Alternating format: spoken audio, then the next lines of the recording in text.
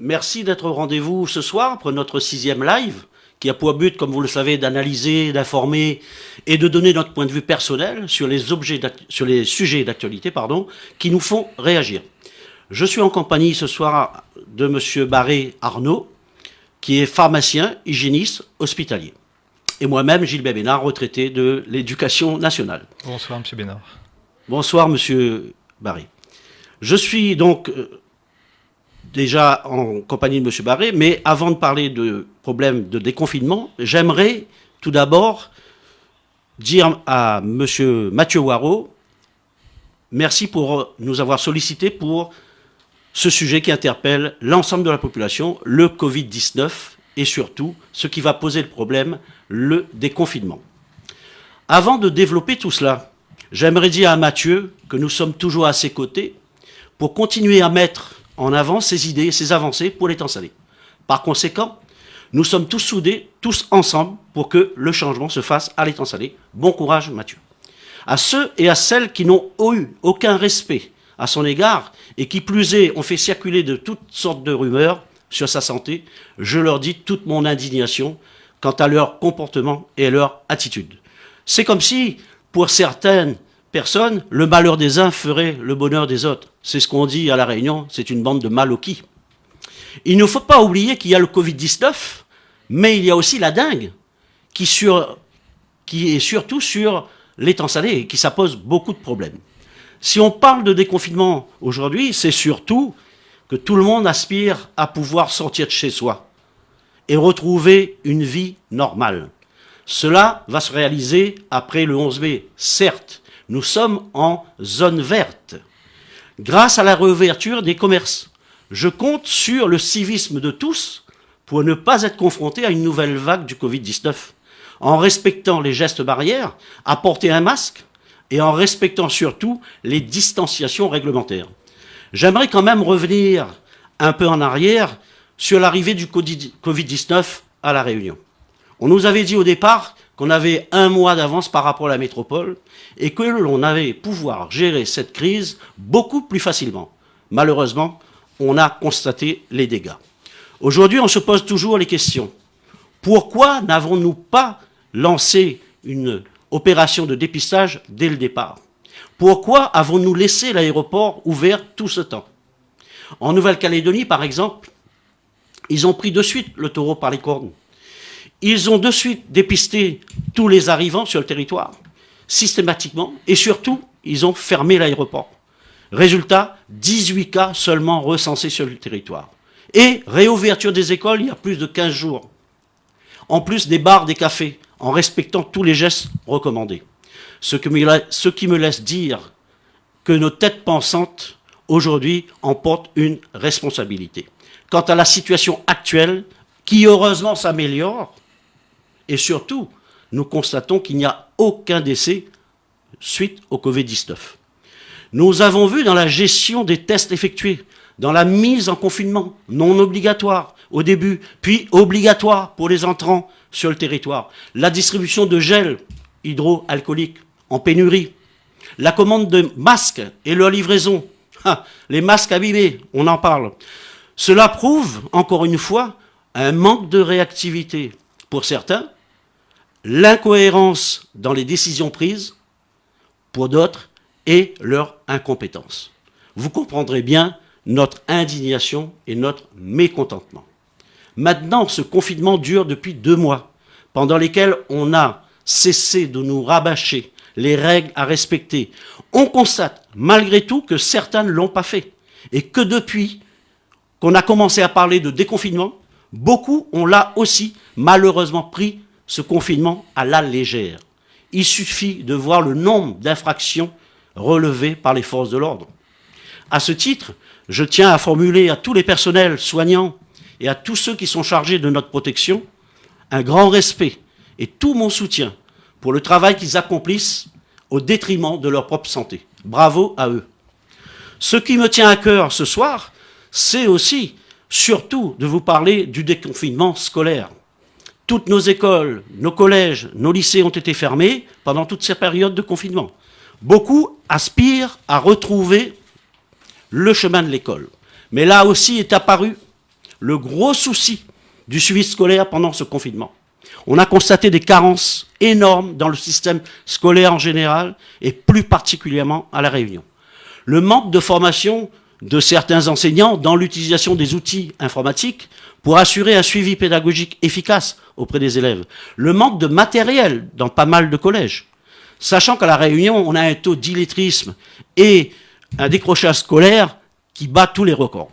Heureusement que beaucoup d'enseignants ont fait preuve d'ingéniosité, d'inventivité et surtout mis toute leur énergie dans la bataille pour limiter les dégâts. Ils ont assuré et assureront, je pense, encore un suivi pédagogique exemplaire pour permettre aux élèves de pouvoir suivre leur scolarité sans embûche. Je tiens à les féliciter personnellement, ainsi que les parents, pour beaucoup d'entre eux qui ont rencontré des difficultés pour effectuer le travail à la maison. Car là aussi, on a constaté que l'on n'était pas préparé à cette pandémie. Plus de 9500 élèves sont déconnectés à La Réunion. Comment allons-nous aborder ce déconfinement scolaire? Et ou bien cette reprise progressive des cours, sachant, encore une fois, que beaucoup de parents et d'enseignants nous font remonter leurs inquiétudes quant à la sécurité de leurs enfants et surtout à l'organisation matérielle des classes. À l'étang salé, est-ce que nos enseignants et élèves auront leur masque à temps? Nous n'avons pas eu d'informations officielles jusqu'à présent. Aurons-nous la possibilité d'accueillir les élèves en toute sécurité sanitaire? Pourrons-nous assurer le transport scolaire ainsi que les repas à la cantine? On a étang salé 4 écoles maternelles, 6 écoles primaires et 2 collèges, ce qui représente approximativement 3500 élèves. Il faut reprendre, certes, car pendant ce temps-là, les gamins continuent à jouer aux jeux en ligne et surtout à rester des heures et des heures sur Internet. On ne sauvera pas l'année scolaire, elle est morte. On ne rattrapera pas le retard, car il est trop important. Mais on peut axer l'essentiel et revenir à un rythme soutenu par la suite. Rester à la maison tout le temps n'est pas bon pour personne. Il faut reprendre les activités sociales, c'est important. Il faut reprendre avec de nouvelles habitudes de distanciation sociale et d'hygiène. C'est ce que l'on souhaiterait tous, à condition d'être rassurés. La grande majorité des élèves devraient rentrer le 25 mai, métropole et Réunion selon les calendriers respectifs. Faisons une petite analyse. Du 25 mai au 30 juin, nous avons 26 jours de cours. Si on retire les 5 mercredis après-midi, plus le jeudi de l'Ascension, avec le pont du vendredi, plus le lundi de Pentecôte, on arrive à 21 jours. En divisant la classe par 3, chaque élève aura 7 jours de cours. Et c'est avec cela qu'on va sauver l'année scolaire? Je me pose la question. Il faut être réaliste. Est-ce une rentrée pédagogique et sociale ou est-ce une rentrée économique que l'on nous propose? À La Réunion, beaucoup de maires déjà se sont manifestés. Saint-Joseph, Brapanon, Le Tampon, Saint-Philippe, Saint-André, Sainte-Marie, qui ont dit non à la réouverture des écoles de leurs communes respectives. Ces maires ont pris position.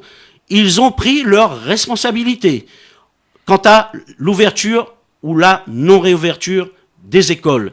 Et le dire tôt, ça permet aux parents de s'adapter. Sauf erreur de ma part, je n'ai pas vu la position officielle du maire de l'étang salé. Donc, au jour où nous sommes, ça se trouve que c'est oui pour lui. Qui sait? Les écoles reprendraient en métropole à compter du 11 mai et nous à compter du 18 mai. Tout cela avec une réouverture progressive basée sur le volontariat. Dans un premier temps, les maternelles et les primaires. Dans un second temps, les 6e et les 5e. Les élèves de collège auront comme obligation de porter un masque, ainsi que leurs enseignants. L'éducation nationale devrait prévoir les masques en nombre suffisant. Oui ou non? Les mairies ont-elles tout prévu pour équiper leur personnel? Oui ou non? Les crèches devraient aussi avoir la réouverture dès le 11 mai en métropole et a fortiori le 18 mai à La Réunion, avec des enfants par petits groupes de 10 ou voire de 15 maximum. Pour les lycées, on va attendre fin mai, début juin et après on verra. Le télétravail sera maintenu, etc., etc.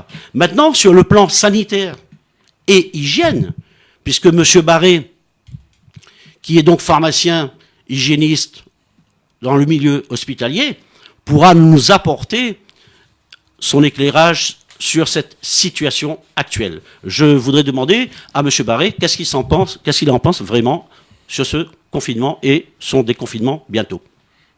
Ouais, merci M. Bénard. Ce que j'en pense, beaucoup de choses. Il y a tellement à dire là-dessus. J'ai pris quelques notes.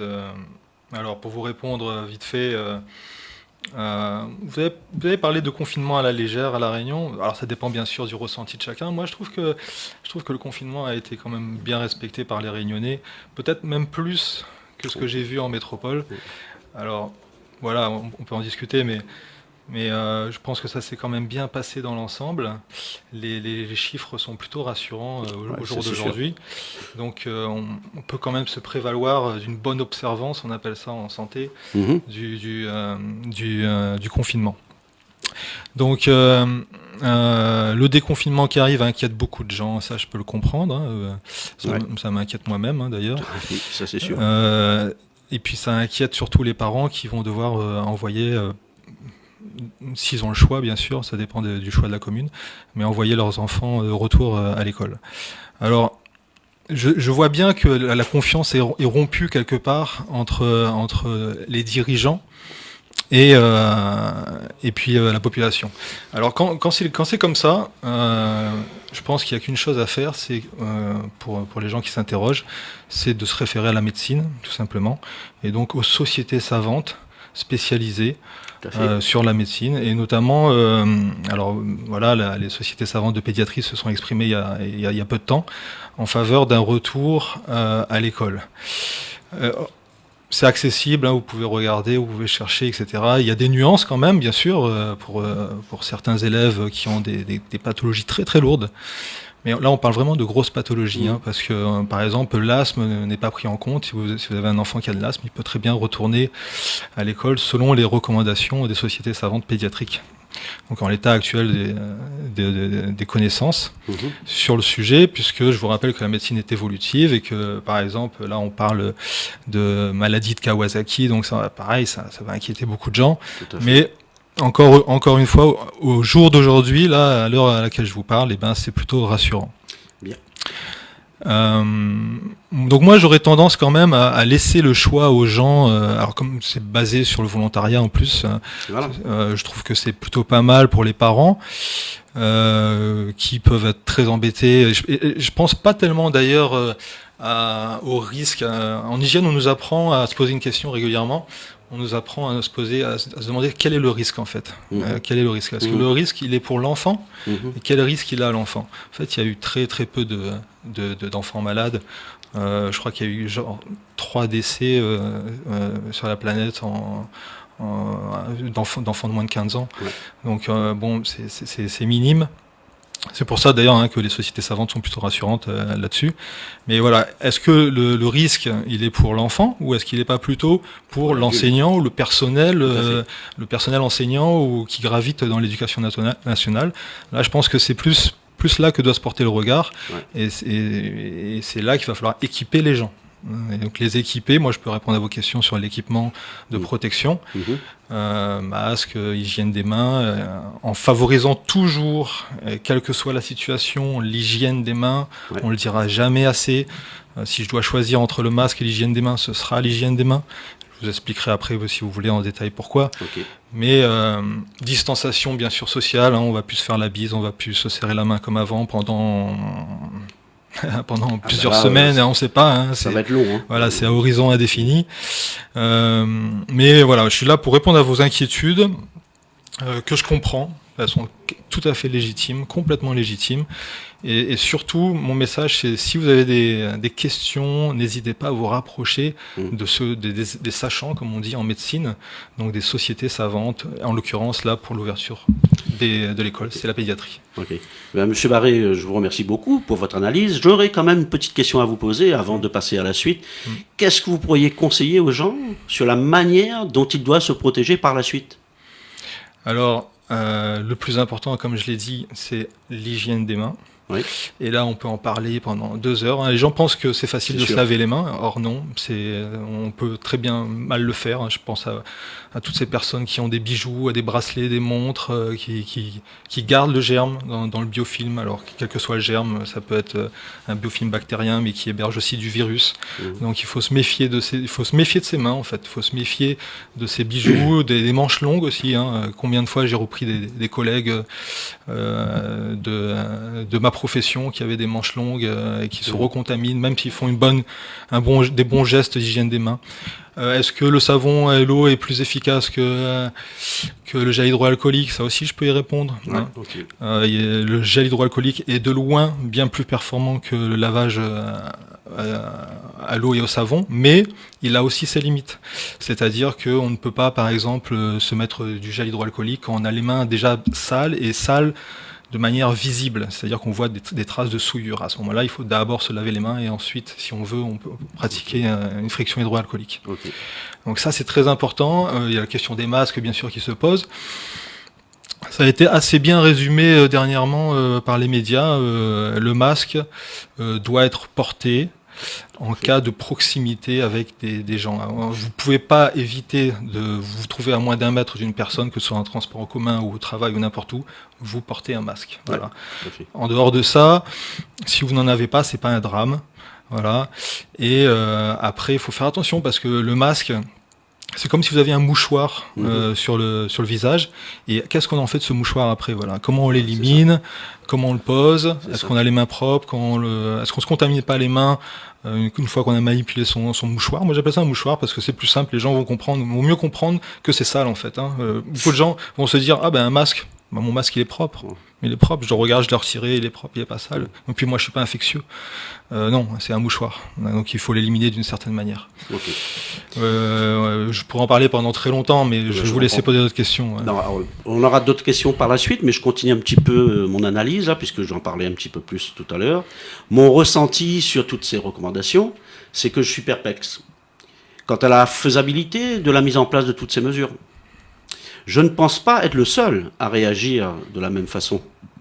J'en veux pour preuve la déclaration de certains de nos élus, sénateurs, députés ou maires. Il y a une semaine environ, j'ai relevé quelques extraits des réactions de ces élus. Alors il y en a qui disaient « Pas les moyens de garantir la sécurité des écoliers et des familles ». Que penser de la fermeture des universités jusqu'à septembre, au moment même où on ouvre les établissements scolaires du secondaire? En réalité, rien n'est calé véritablement. À La Réunion, heureusement, on a la chance pour une fois d'être une île isolée du monde. Et heureusement qu'on a fermé l'aéroport un peu tard à mon goût, comme je l'avais dit précédemment. Le message du Premier ministre n'a pas été clair et ne nous a pas forcément convaincus, surtout au niveau des entreprises, des salariés, des commerçants indépendants, des parents, des étudiants et voire même des écoliers. L'intervention d'un enseignant m'a interpellé, justement à propos du masque que vous disiez tout à l'heure. Avez-vous déjà essayé de faire porter un masque à un enfant de 5 ou 6 ans? Et ce, pendant plusieurs heures, tout en lui demandant de respecter les règles de distanciation sanitaire? Ça va être difficile. Oui, je suis d'accord. Ça va être difficile. Alors, en ce qui concerne notre commune, avons-nous les moyens pour assurer la réouverture de nos écoles et de nos collèges? A-t-on prévu le service de cantine et de transport scolaire? La sécurité sanitaire des élèves? Est-ce que la désinfection aura lieu quotidiennement, régulièrement, avec un réel suivi? Je me pose la question.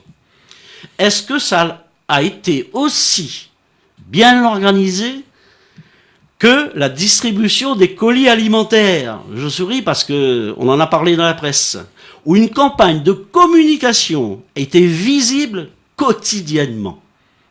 Un point a été fait avec les enseignants de l'école primaire et maternelle, afin de savoir s'ils y seront. Le tout, ce n'est pas d'envoyer des enfants à l'école. Encore faut-il qu'il y ait du personnel de l'éducation nationale présent. Toutes ces questions restent posées et les réponses et les solutions ne nous sont pas toujours fournies de façon claire. Cela pour vous dire que si nous prenons l'exemple de notre commune, afin que l'on puisse faire appliquer toutes les recommandations du gouvernement, aujourd'hui est apparu dans la presse, journal La Voix du Nord, le protocole sanitaire de 63 pages pour que le personnel, les mairies, etc. mettent en place le déconfinement. Cela me semble difficile. Quels élèves seront accueillis et combien seront-ils à la rentrée? Quels sont ceux qui seront pris en priorité au niveau des classes? Combien de repas pourront être servis à la cantine? Voilà que des questions auxquelles on n'a toujours pas de réponse. Ce travail devrait être fait en amont avec la collaboration des enseignants, des parents d'élèves, et forcément avec les enseignants et la mairie. La mairie a-t-elle les moyens nécessaires pour la mise en place de tout cela, en temps et en heure? Je suis sceptique. En résumé, l'État espère que nous soyons compréhensifs et que nous continuions à respecter les consignes. Et il dit aux élus, je sais pouvoir compter sur vous. Ah, c'est toujours ça qu'il le dit. En gros, comme on dit en créole, des mers d'azote. Je voudrais même maintenant terminer sur une petite connotation à caractère politique, où certains maires profitent de la crise sanitaire actuelle pour continuer à faire du clientélisme à travers la distribution de colis alimentaires. Une enquête a d'ailleurs été ouverte il y a quelque temps. Certaines municipalités ont fait preuve de largesse et de générosité intéressée. Article du GIR du 30 avril, où le titre est bien stipule très bien quand les colis alimentaires ne profitent pas aux plus démunis. Alors on se pose la question. Ces communes que l'on cite nous laissent perplexes et on se demande également sur notre commune pourquoi certaines personnes ont réceptionné les colis qui ne leur étaient pas destinés et où l'ont reçu en plusieurs fois. J'ose espérer que cela est dû plutôt à un manque certain d'organisation de la part des CCAS et des associations. On ne leur en veut pas. Je repasse maintenant la parole à M. Barré, qui va nous donner son ressenti également sur ce confinement et le déconfinement prévu. M. Barré, donc pharmacien, hygiéniste, hospitalier. Je lui repose une petite question éventuelle.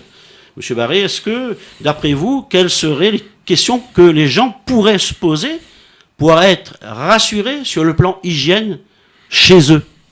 Ah oui, chez eux. Chez eux. Oui, c'est une bonne question. Ben, moi, je vais vous dire comment moi je fais, tout simplement, plutôt de vous dire ce qu'il faut faire. C'est mieux de dire, voilà, moi ce que je fais. Moi, je fais mes courses, pour l'instant, sans masque et sans visière et sans gants. Par contre, j'ai toujours sur moi un flacon de gel hydroalcoolique. Et dès que avant même d'arriver dans le lieu où je vais faire mes courses, je me frictionne les mains parce que je me dis moi-même, peut-être que je peux véhiculer des germes, donc je pense aux autres. Ensuite, je l'ai sur moi.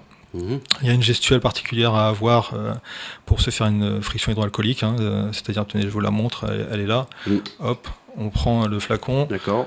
On se met la noisette dans la main, on range le flacon dans sa poche, du coup on le manipule plus. Il faut l'avoir sur soi régulièrement. Voilà, il faut l'avoir sur soi. Du coup là je le manipule plus, je me fais ma friction hydroalcoolique qui doit durer 30 secondes. Tout à fait. Oui. 30 secondes c'est long, d'accord, ça doit inclure les poignets.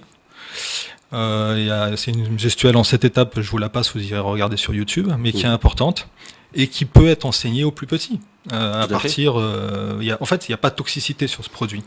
C'est de l'alcool. Je fais souvent ce signe-là. Ça va pas dans ce sens-là. Ça va dans l'autre sens. Ça s'évapore. Okay. Donc, il n'y a pas de toxicité. Et pour ça, il y a des études qui ont été faites, non pas par l'industrie pharmaceutique envers laquelle on peut avoir des méfiances, et je peux comprendre, mais par des toxicologues. Donc, vous pouvez chercher sur Internet. Je tiens à votre disposition. Donc, vous pouvez faire comme ça une hygiène des mains à vos enfants. Alors, moi, c'est ce que je fais. Je fais mon hygiène des mains pendant mes courses, bien sûr en rentrant de mes courses, et ensuite pour ce qui est des courses, je mets en quarantaine ce que je peux mettre en quarantaine, ce que je ne vais pas utiliser de suite. D'accord. Et le reste, je le lave à l'eau et au savon, tout simplement. Voilà, alors c'est tout bête, hein, l'eau et le savon, c'est une élimination mécanique du virus. Il n'y a pas à javeliser ou d'accord. Et donc je lave aussi mes fruits à l'eau et au savon quand ils sont lavables à l'eau et au savon. Hein. Je pense à une poire par exemple. Une orange. Voilà, une orange, sauf les kiwis qui sont un peu compliqués à laver. Mais sinon voilà, c'est assez bête l'hygiène. Des fois, il faut pas chercher midi 14h. On est sur une base très simple, l'hygiène des mains, distance bien sûr avec toutes les personnes qui peuvent être contagieuses à votre idée. Et par contre, voilà, je souligne, s'il était possible dans les supermarchés de ne plus mettre de gants, ça soulagerait beaucoup de gens, parce que si vous voulez, moi c'est ma grosse crainte, c'est les gants. Les gants en hygiène hospitalière, ça fait très peur, c'est un danger. D'accord, c'est réservé à des professionnels qui savent les manipuler. Donc quand je vois une caissière avec, un agent de caisse avec des gants, ça m'interpelle. Ça m'inquiète, et donc là je savonne 2 fois plus ce que j'ai à rapporter chez moi. Et puis pour le lavage, pour le nettoyage chez vous, c'est un nettoyage classique comme vous avez l'habitude de faire, détergent et eau. C'est surtout pour vos mains qu'il va falloir porter une attention particulière. Donc voilà pour répondre à vos questions. Et pour l'instant, le masque, je rappelle, est recommandé surtout lorsque vous êtes en espace confiné, transport, à moins d'1 mètre d'une personne. Vous pouvez pas faire autrement. Ouais, c'est vrai. Mais bon, la dernière petite question, c'est vrai. Les conseils, c'est parfait, mais encore faut-il, jusqu'à présent, vous avez vu vous-même, en pharmacie, on a dit qu'on allait avoir des masques. Le gel, ça a toujours été en pénurie. Maintenant, on attend toujours des masques. Est-ce qu'on sera prêt pour la rentrée scolaire, d'après vous ? Alors, les masques sont préconisés pour les collégiens et les lycéens. En dessous, ça va être le cafouillage complet, comme vous l'avez dit, on est d'accord là-dessus, il n'y a pas de souci. Ça va être de la rigolade. Et puis, ce sera surtout pour le personnel. Tout le monde va se balader avec son... Oui, voilà, c'est ça, c'est recommandé. Moi, j'ai une affection particulière pour la visière, par exemple, pour les enseignants, s'ils veulent mettre une visière, c'est très bien. Il faut pas craindre la transmission par voie aéroportée. D'accord. C'est vraiment dans des situations très particulières pour les soignants qui sont en espace confiné, en réanimation, qui font des intubations, etc. Okay. Donc il faut, voilà, à chaque épidémie, on se pose toujours la question. On a peur de ça, c'est normal. Que ce soit transmis par voie aéroportée, la grosse frayeur, quoi. Mais voilà, le taux de reproduction est ce qu'il est. Il est de 3 à 5. S'il y avait une contamination par voie aéroportée, on serait entre 12 et 18, comme pour la rougeole, quoi, par exemple. Okay. Mais pour les enfants, vous avez parlé tout à l'heure de, les enfants, les collégiens, tout le monde, vous avez parlé de 7 jours de cours. C'est vrai que c'est peu. C'est peu. C'est énorme. Je veux dire, c'est énorme dans le fait que c'est très peu, quoi. C'est très peu. Donc du coup, moi je suis pas contre pour la rescolarisation anticipée des élèves. Est-ce qu'il faudrait mieux pas justement profiter, alors là c'est l'hygiéniste qui parle, mais de ces 7 jours pour former justement toute notre population et les plus jeunes à l'hygiène en général, parce que peut-être qu'on aura... vous savez, on parle du coronavirus, mais en fait on s'est préparé pendant des années à la grippe, une pandémie de grippe, et peut-être qu'on aura une dans 2 ans, dans 3 ans, dans 10 ans, j'en sais rien, mais je veux dire, les virus vont revenir, donc vaut mieux être préparé, et vaut mieux que les plus jeunes soient préparés. Ensuite, il y a un autre truc sur lequel je peux revenir aussi, c'est que, vous voyez, on a peur que les enfants soient contaminés. Moi pas, personnellement. Donc je pense plutôt au personnel enseignant, ça c'est ma plus grosse frayeur. Mais parce qu'en fait ils ont une immunité assez forte et qui sont pas atteints déjà par ce virus. Et puis tant qu'à faire, pourquoi ne développerait-il pas cette immunité dès maintenant, vu que l'on sait qu'à l'heure actuelle, où je vous parle, ça n'est pas dangereux pour les enfants. Plutôt, on ne sait jamais, le virus pourrait muter, etc., pourrait devenir plus dangereux. Scénario pessimiste. Mais imaginons que, un peu sur la base de la varicelle, vous vouliez développer l'immunité de votre enfant. Les sociétés savantes de pédiatrie recommandent toujours la scolarisation pour tout simplement immuniser les enfants, quoi. Ok. Bon, c'est parfait. Merci beaucoup pour ces nouvelles rassurantes et puis ces bons conseils de votre part, Monsieur Barré. Mais encore une fois, je comprends les inquiétudes de chacun. Hein. C'est tout sûr à fait légitime.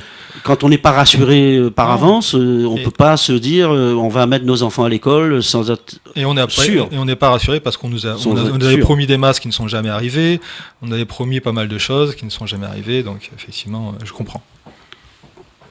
On va essayer de passer à la conclusion de tout ça après. Donc, on pourrait quand même peut-être voir si quelqu'un pourrait nous poser une question éventuellement. Est-ce qu'il y a quelqu'un d'autre qui aurait une question ? Alors là, je vois une question. Comment faire comprendre aux enfants les gestes d'hygiène à l'école, par exemple ? Voilà, très bonne question.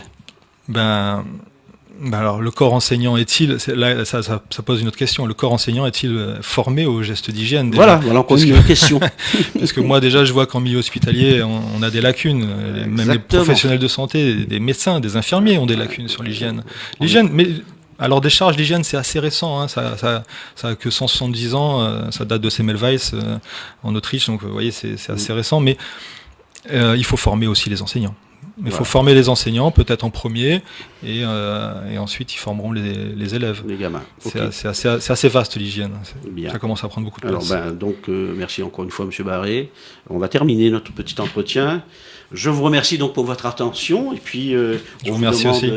Bien à tous de bien vouloir partager notre live, comme vous l'avez fait depuis les 5e précédents.